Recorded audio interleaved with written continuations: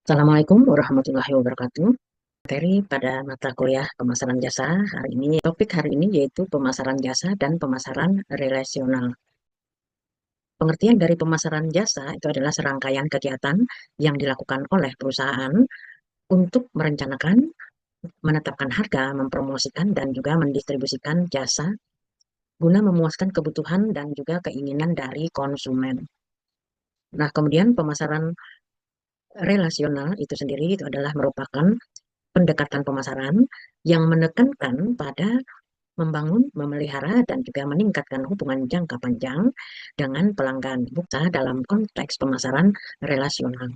Pemasaran relasional itu menekankan pada rekrutmen dan juga hubungan perusahaan dengan pelanggan. Terdapat perbedaan pemasaran tradisional dan pemasaran relasional. Kalau kita lihat dari aspek-aspek tentang fokus, maka pemasaran tradisional di sini hanya fokus pada penjualan, sedangkan pada pemasaran relasional dia akan fokus pada mempertahankan konsumen. Aspek itu merupakan sebuah orientasi, maka pada pemasaran tradisional orientasi pada karakteristik produk, sedangkan pada pemasaran relasional orientasi pada manfaat produk. Kemudian aspek skala waktu. Pada pemasaran tradisional, skala waktu itu jangka pendek, sedangkan pemasaran relasional, skala waktunya itu dalam jangka panjang. Aspek komitmen kepada konsumen pada pemasaran tradisional, yaitu komitmen terbatas, sedangkan pada pemasaran relasional, komitmen tinggi. Aspek kontak pada pemasaran tradisional, kontak dengan konsumen rendah, sedangkan pada pemasaran relasional, komitmen kontak dengan konsumen tinggi. Aspek kualitas pada pemasaran tradisional, kualitas adalah urusan bagian operasi. Sedangkan pada pemasaran relasional, kualitas adalah urusan semua departemen atau orang. Konsep inti pemasaran relasional adalah pendekatan pemasaran yang berfokus pada membangun, memelihara, dan juga memperkuat hubungan jangka panjang dengan konsumen. Bukan hanya sekedar melakukan transaksi. Orientasi utamanya itu adalah menciptakan loyalitas pelanggan melalui kepercayaan, komunikasi, dan nilai yang berkesinambungan. Tujuan pemasaran relasional, satu horizontal, satu horizon atau orientasi jangka panjang. Tidak hanya fokus pada mencari keuntungan jangka pendek, tetapi membangun hubungan berkelanjutan dengan pelanggan. Perusahaan juga berusaha memahami kebutuhan konsumen yang terus berkembang agar bisa mempertahankan loyalitas. Dua, komitmen dan pemenuhan janji. Hubungan dibangun atas dasar kepercayaan. Perusahaan harus menepati janji, misalkan kualitas produk, layanan purna jual, dan waktu pengiriman. Jika janji terpenuhi, maka pelanggan akan semakin percaya dan bertahan. Pangsa pasar fokus bukan hanya memperbesar pangsa pasar atau jumlah pelanggan baru, tetapi memperdalam hubungan dengan pelanggan yang sudah ada. Artinya, meningkatkan pangsa belanja pelanggan individu, misalnya pelanggan lebih sering membeli produk atau menggunakan layanan tambahan. Nilai sepanjang hidup pelanggan. Setiap pelanggan memiliki nilai jangka panjang bagi perusahaan. Tujuan pemasaran relasional adalah mengoptimalkan CLV, yaitu total keuntungan yang bisa dihasilkan dari satu hubungan bisnis berlangsung. Kemudian juga menjaga pelanggan lama biasanya lebih mudah daripada mencari pelanggan baru. Dialog dua arah, komunikasi bukan hanya satu arah, yaitu antara perusahaan dan pelanggan, tetapi menjadi dua arah. Perusahaan mendengarkan masukan, keluhan, dan juga aspirasi pelanggan, kemudian menindaklanjuti. Teknologi digital seperti media sosial, email marketing, nah itu akan memperkuat interaksi dua arah tersebut. Kostumisasi, pemasaran relasional memungkinkan penyesuaian produk, layanan, atau komunikasi sesuai dengan preferensi individu pelanggan. Dengan personalisasi, pelanggan merasa dihargai dan spesial sehingga meningkatkan loyalitas pelanggan. Praktek pemasaran relasional pada pemasaran jasa konsultan.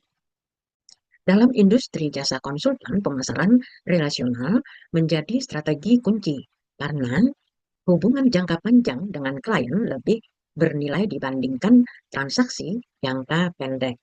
Konsultan tidak hanya menjadi jasa, juga kepercayaan, keahlian, dan solusi yang bersifat personal. Program manajemen relasional klien global atau Global Client Relationship Management. Nah, di sini klien yang terbesar dan terpenting kemudian juga merupakan proses penciptaan terbaik dari GCRM, kemudian juga dapat mendukung account team dalam pembinaan pelanggan, terutama pelanggan yang berkualitas. Kemudian juga dapat menginstitusikan atau pemasaran relasional, yaitu dengan membangun hubungan berkelanjutan dengan mengambil keputusan dari klien, kemudian juga memperbaiki nilai ataupun jasa dari setiap anggota tim kepada klien. Kemudian juga memindahkan target hubungan pada tingkat general manager atau lebih. Lalu juga mengantisipasi permasalahan klien, mengikuti proses bisnis untuk memperbaiki kinerja klien, menggunakan beberapa kumpulan cara, alat, keterampilan yang berhubungan dengan klien relationship management. Kemudian juga mengelola sumber daya dan kemampuan perusahaan kepada permasalahan klien untuk proyek yang lebih terintegrasi dan berdampak baik. Keberhasilan pemasaran relation itu merupakan indikator yang digunakan untuk menilai sejauh mana strategi pemasaran relasional mampu membangun, memelihara, dan memperkuat hubungan jangka panjang dengan pelanggan. Keberhasilan ini tidak diukur dari transaksi jangka pendek, tetapi lebih pada hubungan berkelanjutan yang saling menguntungkan antara perusahaan dan pelanggan. Para klien mencari PT PW untuk memecahkan masalah tersulitnya. Hal ini dalam konsep jenjang pemasaran relasional berani telah mencapai suatu tingkat advokat atau loyalitas pelanggan, di mana klien akan mencari PTWP untuk meminta advokasi atau nasihat mengenai masalah mereka. Para klien menghormati PTWP yang terus memberikan kualitas jasa terbaiknya. Partisipasi PTWP dalam perusahaan yang terus meningkat. Kemudian meningkatnya pendapatan dan juga keuntungan PTWP.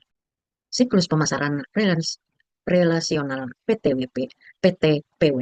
Siklus ini pada dasarnya merupakan alur bagaimana PTWP membangun, memelihara, dan juga memperluas hubungan dengan klien agar tercipta kerjasama dalam jangka panjang yang saling menguntungkan. Definisi kembali posisi PTWP di mata klien. Definisikan kembali posisi PTWP di mata klien. PTWP harus menegaskan citra dan identitasnya di mata klien, misalkan sebagai konsultan terpercaya, mitra strategis, atau penyedia solusi inovatif. Nah, hal ini dilakukan melalui komunikasi brand, rekam jejak, serta nilai tambah yang berbeda dibandingkan pesaing. Pemilihan klien atau penargetan, PT PW harus memilih segmen klien yang tepat, yaitu klien yang sesuai dengan kompetensi inti perusahaan dan berpotensi untuk kerjasama berkelanjutan. Penargetan dilakukan berdasarkan nilai bisnis klien, kesesuaian kebutuhan dengan layanan, potensi kolaborasi berkelanjutan. Identifikasi definisikan masalah. Langkah ini adalah memahami poin dan tantangan utama klien. PTPW perlu melakukan diagnosis bisnis, misalnya melalui wawancara, survei, atau analisis data operasional klien.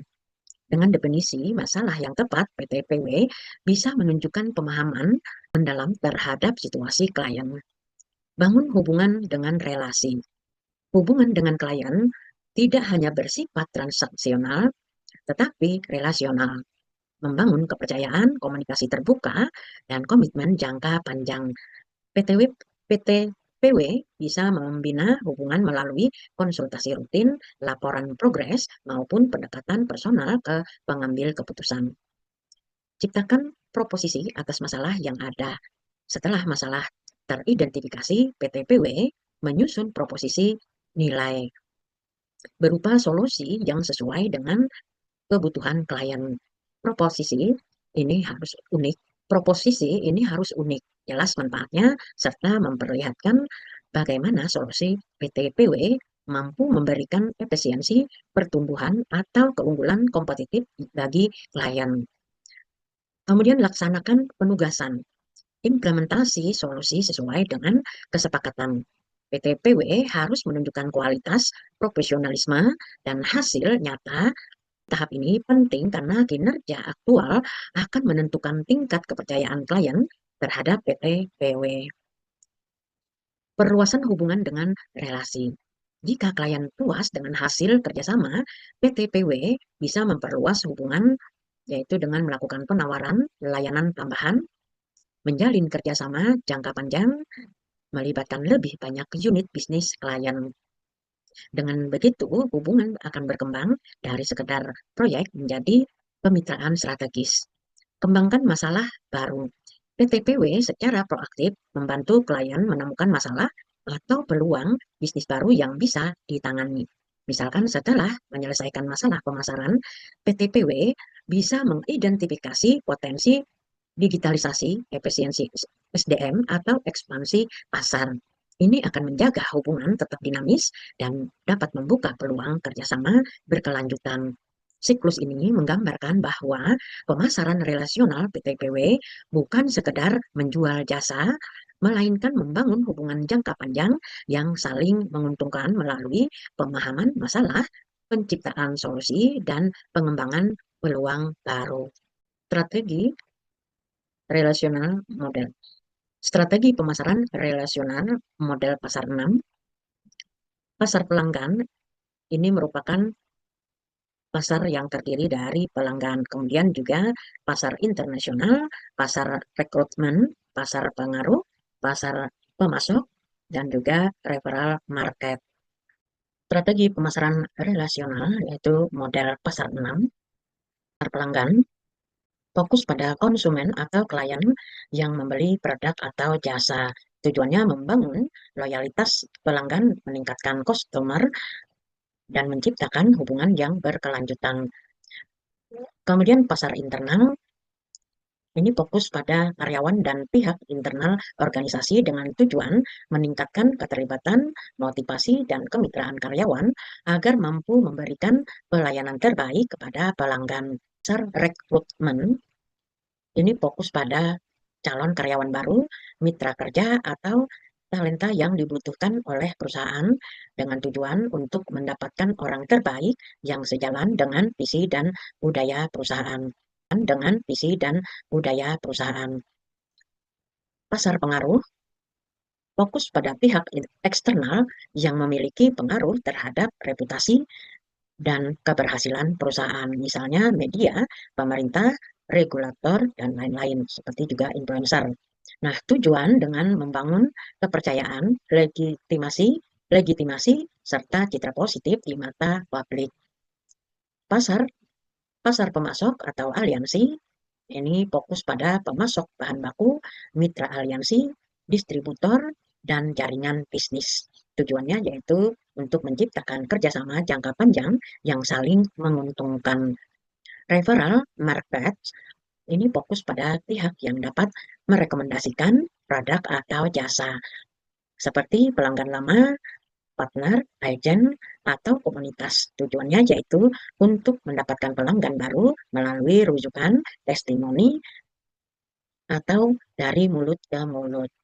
Sehingga dapat dipahami bahwa model 6 pasar menunjukkan bahwa keberhasilan pemasaran relasional tidak hanya ditentukan oleh pelanggan saja, tetapi juga oleh hubungan harmonis dengan karyawan, pemasok, influencer, calon talenta, dan pihak yang memberikan rekomendasi. Semua pasar ini harus dikelola secara strategis agar tercipta sinergi dan keuntungan kompetitif jangka panjang.